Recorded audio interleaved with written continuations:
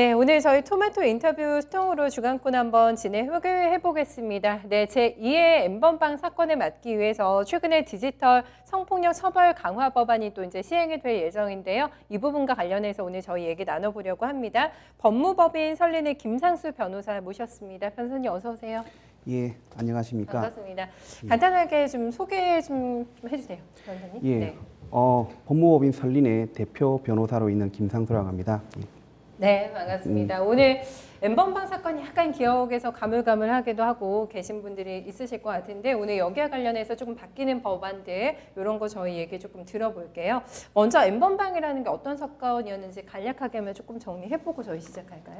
네. 예, N번방 사건은 고액 알바를 미끼로 여성들에게 접근을 해서 그 여성들의 인적사항, 사진 등을 이렇게 확보한 다음에 이를 계기로 더 야한 사진을 찍어서 보내게 하고 그렇게 확보한 사진들을 유료 회원들에게 이렇게 배포를 하고 또 그런 유료 회원들의 요구로 그러한 사진들을 더 많이 제작을 하였고 또 이를 넘어서 그러한 회원들로 하여금 직제 오프라인상에서 강간이 이루어지기까지 한 네. 그런 온오프라인을 왔다 갔다 한 아주 디지털 성범죄였습니다. 굉장히 충격적인 사건이었죠. 그렇죠? 그렇습니다. 예. 예. 이 사건 이후에 여러 가지 변화들이 인식의 변화도 있는 것 같고 법률적으로도 제가 많은 변화들이 있을 것으로 알고 있는데요. 25일부터 좀 처벌이 강화가 된다고 알고 있습니다. 이 부분 좀 짚어주세요. 네. 예, N번방의 경우에 방이 여러 개가 있었고 각 방에 가입한 회원들이 유료 회원들이죠. 회원들이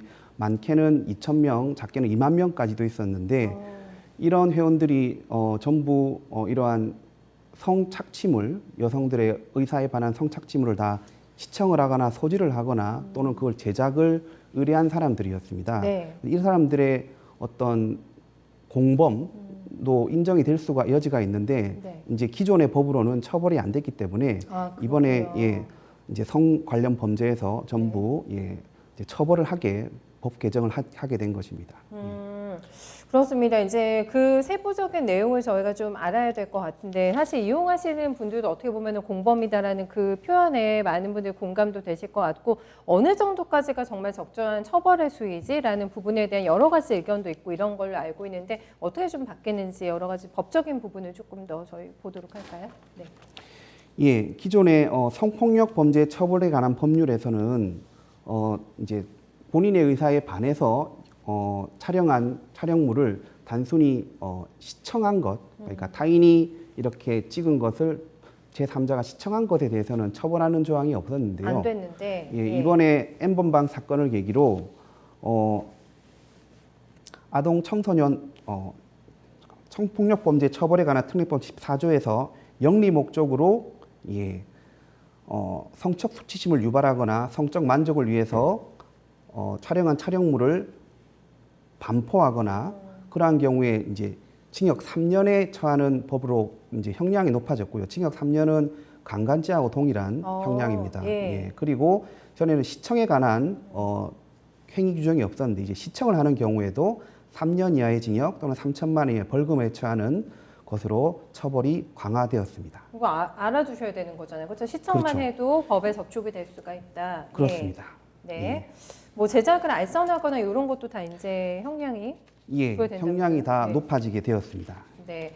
그렇다면은 저 이제 며칠 안 남은 것 같은데요. 네, 25일부터 여러 가지 또 바뀌는 법률안이 있다고 들었습니다. 맞나요? 네. 예, 이제 많이 문제가 됐던 것인데 네. 아직은 조금 이를 수도 있는데 허위 영상물입니다. 이제 소위 말하는 딥페이크 범죄인데요. 네. 어떤 음란물이나 이러한 사진들에 다른 유명인들의 사진이나 또는 헤어진 전 여자친구의 사진을 입혀서 노출시키는 경우에 합성한다는 예, 말씀이신 그렇죠. 거죠? 예. 이를 의율하는 법이 이걸 성범죄로 다루질 않았습니다. 그래서 단순히 명예훼손이나 네. 모욕 등으로 처벌이 됐는데 모욕죄. 예, 근데 지금은 허위 영상물의 반포 등의 법률이라고 해서 이걸 성범죄로 처벌을 하게 되었습니다. 사실 저희가 법 얘기 나오면 굉장히 어렵잖아요. 예. 네, 그렇기 때문에 좀 사례를 비교해서 설명을 해주시면 조금 더 저희가 와닿을 것 같은데 사례를 좀 비교해서 말씀해 주실 수 있으실까요? 네. 예, 만약에 헤어진 여자친구의 얼굴을 네. 만약에 어떤 음란물이라든지 이런 것에다가 입힌 다음에 이거를 주위 사람들에게 퍼뜨리거나 또는 이걸 퍼뜨리겠다고 해서 그 여자 협박을. 보내는 경우에 네. 이러한 경우도 지금 허위 영상물들의 반포죄로 해서 처벌이 됩니다. 그리고 또 예, 네. 딥페이크의 경우에 딥페이크라는 게 참 기준이 애매모호한 것 같아가지고 어디까지가 딥페이크지라는 생각도 조금 들긴 하더라고요. 예. 예, 그러니까 이거는 처벌을 하기 위한 범죄이기 때문에 네. 단순히 합성한 것만 가지고는 처벌은 안 되고요. 네. 반포할 목적이 있은 경우에만 처벌이 됩니다. 근데 이제 이게 반포할 목적이 있냐 없냐에 대해서 이 목적이라는 것이 뭐 보이는 것이 아니기 때문에 네. 만약에 N번방 사건의 경우에서 있었던 모든 자료들은 반포가 되지 않았더라도 이거는 반포의 목적이 있다고 충분히 볼 수 있는데 네. 그렇지 않은 개인들이 어떻게 재미로 뭐 소지하고 있었던 경우에 네. 이러한 경우에 과연 반포할 목적이 있었냐에 대해서는 사안마다 다르게 봐야 될 것입니다. 그러니까 이 합성 자체만으로도 죄가 되나 거기에 대해서 조금 더 세부적인 설명을 해주신 것 같고 지금 말씀하시는 동안에 자료가 나오는 걸 보니까 그 기준이 굉장히 디테일하게 나왔던데 뭐 음성이라든가 이런 것만으로도 이게 그렇게 저희가 예. 볼 수 있는 건지. 네. 예, 사진을 이렇게 입히는 경우도 처벌이 되고요. 네. 그 사진에다가 만약에 어떤 음란물에서 나오는 음성들이나 음성만 이런 것들 네. 입히는 경우에도 처벌이 되고 아, 그 그래요? 그 음성에다가 소리를 입히는 경우에 네. 사진에 소리를 입히는 경우에도 다 같이 허위 영상물 반포죄로 처벌이 됩니다. 굉장히 지금 세부적으로 알려주셨는데 네, 이전보다는 조금 더 까다로워지네요 법률안이 그렇죠? 그렇죠. 네.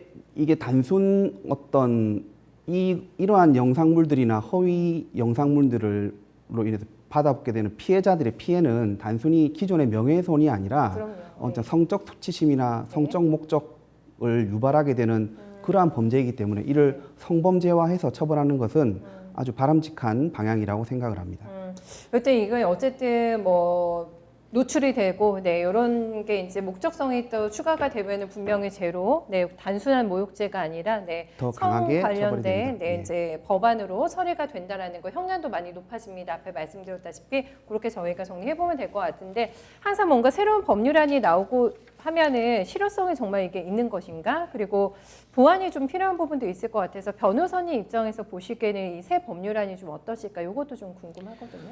예, 지금 기존의 성착취물의 어떤 시청에 관한 것들을 처벌하는 법률이라든지 이런 것들은 어떻게 보면 N번방 사건이 나온 이후에 이러한 법률이 개정됨으로써 어떻게 보면은 미리 이런 법률이 있었다면 네네. N번방에 많은 막을 수 가입자들이 있었는데. 없지 않았을까 네네. 하는 점에서 참 미리 이런 법이 있었으면 어떨까 하는 생각은 듭니다. 근데 이게 저희들이 법을 다뤄보면 항상 법이라는 것이 사회 현상을 앞서가기보다는 뒤따라가는 경우가 많은데 근데 이번에 허위 영상물 반포죄의 경우에는 네. 아직 사회적으로 현상화되기 전에 이러한 입법이 미리 이루어졌다는 점에서 아주 고무적이라고 볼 것입니다. 그래도 타이밍이 너무 늦은 건 아니다. 예, 네, 그렇습니다. 그렇게 좀 보시는 것 같고 보완이 조금 더 필요한 부분도 있을까요? 지금 현재 나온 법안에서? 네. 이 법에 대한 보완 부분도 물론 필요하겠지만 이러한 법들이 신설됨으로써 이 디지털 범죄라는 것은 매체의 특수성 그러니까 높은 전파력을 가지고 피해 기간이 피해자들에게 미치는 게 아주 길게 됩니다. 그리고 되게 어렵잖아요. 이번에도 처벌되신 그렇죠. 분들 너무 그거 놀랐어요. 예. 그래서 이러한 것들이 범죄가 된다는 것에 대한 이러한 네. 처벌이 강화됨으로써 전 국민들이 이러한 디지털 범죄에 대한 성범죄에 대한 그런 인식들을 점점 더 이렇게 확산시켜 나가는 것이 네. 훨씬 더 중요하지 않나 하는 생각을 하게 됩니다. 네, 같이 뭐 법 쪽에 계신 분으로서도 계속 이런 문제, 사회적인 문제 관심을 가져주시고, 네, 계속된 어떤 강화된 네, 법률이 조금 더 이런 현상을 막을 수 있는 상황이 됐으면 좋겠다는 생각도 함께 좀 가져보게 되는데요. 마지막으로 좀 정리해 주시면서 당부해 주실 말씀이 있으시다면요, 변호사님? 네. 예, N번방 사건을 계기로 이런 디지털 범죄의 처벌이 강화되었습니다. 그리고 예전에 처벌되지 않던 단순한 이러한 성착취물을 시청하는 경우까지도 처벌이 되고 있고 그리고 성적 목적을 가지고 사진을 합성해서 보내는 경우도 이제 성범죄화해서 처벌이 되고 있습니다. 이러한 점들에 비춰볼 때 앞으로 우리 국민들께서 이러한 사소하게 생각되는 이러한 성범죄들도 이제 처벌이 될 수 있으니까 이제 경각심을 가지고 여기에 대해서 주의하시는 이런 생각을 가지셨으면 좋겠습니다. 네, 빨리 좀 이런 문제들이 해결이 됐으면 좋겠는데 저희 뭐 시청하시는 수요가 있으니까 어쨌든 공급자도 있었다라는 부분을 여러 번 언급해 주신 것 같아서 강화되는 법률안 체크해 보면서 조금 더 이런 위기의식을 경계심을 좀 고착할 수 있는 계기가 됐으면 좋겠습니다. 변호사님 오늘 말씀 잘 들었습니다. 예, 감사합니다.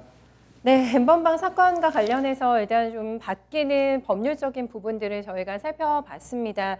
참 안타까운 사건이 발생이 되면서 지금 여론도 많이 좀 여전히 좀 뜨거운 상황인데요. 네, 관련된 부분들 오늘 저희 김상수 변호사와 함께 네, 자세하게 얘기 나눠봤습니다.